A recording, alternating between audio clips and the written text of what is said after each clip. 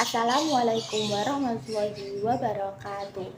Saya Ulfin Fatika dari kelas 11 IPS 1 akan menjelaskan tentang diferensiasi sosial dan stratifikasi sosial.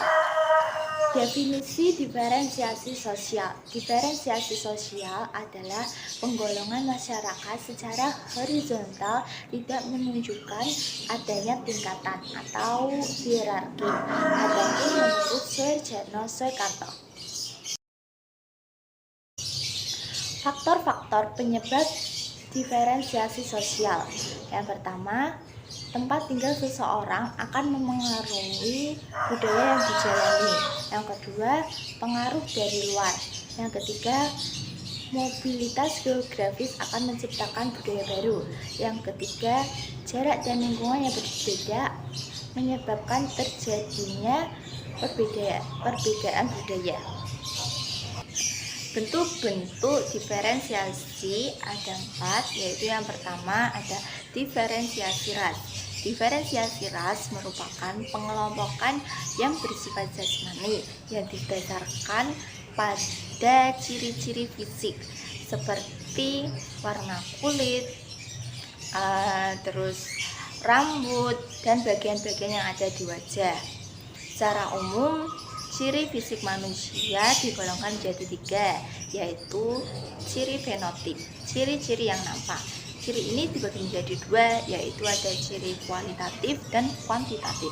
Ciri kualitatif ini seperti warna kulit, warna rambut, bentuk hidung, bentuk dagu. Sedangkan ciri kuantitatif meliputi tinggi badan, berat badan, dan ukuran kepala. Ciri filogen yang kedua, ciri filogenetik, yaitu ciri yang berhubungan dengan asal usul ras. Yang ketiga ada ciri genetik berdasarkan keturunan darah.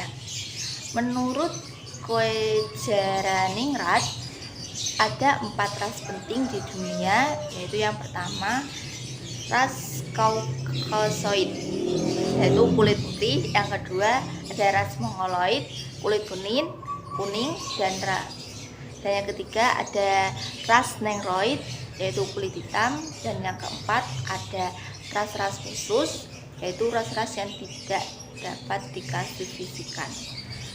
Yang kedua ada diferensiasi etnis atau suku bangsa, yaitu kelompok golongan yang dibedakan dengan kelompok lain karena adanya ciri dasar yang berkaitan dengan asal-usul, tempat asal, dan budaya. Persamaan suku bangsa yaitu yang pertama ada kehidupan sosial yang berdasarkan kekeluargaan. Terus yang kedua ada hukum adat. Yang ketiga ada sistem hak milik sewa. Yang keempat ada kekerabatan. Ciri-ciri pengelompokan suku bangsa yaitu ada 1 bahasa, 2 pola-pola sosial budayaan, 3 ikatan sebagai satu kelompok. Yang ketiga ada diferensiasi agama. Diferensiasi agama terwujud dalam kenyataan sosial bahwa masyarakat terdiri dari orang-orang yang menganut agama tertentu yang termasuk dalam komunitas atau golongan yang disebut dengan umat. Yang keempat ada diferensiasi klan. Istilah klan adalah kerabat, keluarga besar, keluarga yang luas. Pengertian dari diferensiasi klan adalah suatu kelompok kekerabatan yang terdiri dari semua keturunan nenek moyang yang diperhitungkan dengan keturunan yang sejenis. Materi yang kedua ada stratifikasi sosial. Stratifikasi sosial berasal dari bahasa Latin, yaitu stratum atau strata yang artinya lapisan atau tingkatan, dan socius yang artinya teman atau masyarakat. Secara harfiah, definisi stratifikasi sosial adalah tingkatan yang ada dalam masyarakat.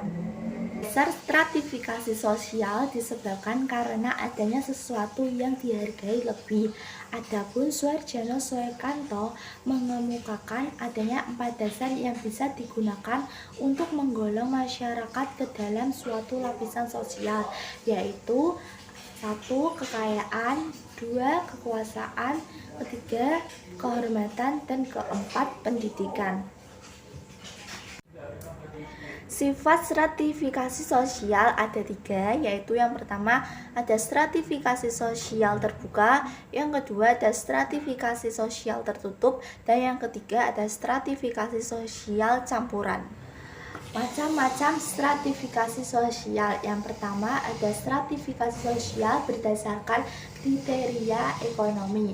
Dalam stratifikasi ekonomi, warga masyarakat dibedakan berdasarkan penguasaan dan pemilikan materi. Dilihat dari kriteria ekonomi, secara garis besar terdapat 3 kelas, yaitu yang pertama ada kelas atas yang terdiri dari sekelompok orang kaya, yang kedua ada kelas menengah yang terdiri dari sekelompok orang-orang yang berkecukupan, dan yang ketiga ada kelas bawah yang terdiri dari sekelompok orang-orang miskin. Yang kedua ada stratifikasi sosial berdasarkan kriteria politik, yang artinya perbedaan masyarakat menurut pembagian kekuasaan. Max Iver berpandangan bahwa ada 3 pola umum sistem stratifikasi kekuasaan, yaitu tipe kasta, tipe oligarkis, dan tipe demokratis. Yang ketiga ada stratifikasi sosial berdasarkan mata pencaharian.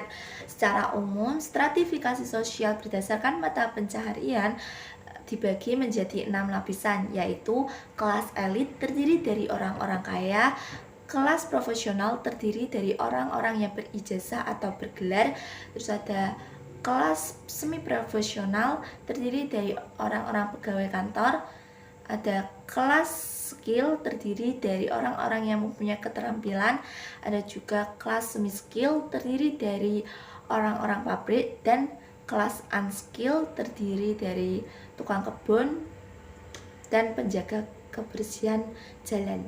Fungsi stratifikasi sosial yaitu pertama, distribusi hak-hak istimewa yang objektif, kedua sebagai sistem pertenggangan, yang ketiga sebagai kriteria sistem pertentangan, yang keempat penentu lambang-lambang status atau kedudukan, yang kelima penentu mudah dan sukanya ketika bertukar kedudukan. Mungkin hanya itu yang bisa saya jelaskan. Terima kasih telah menonton. Bye bye.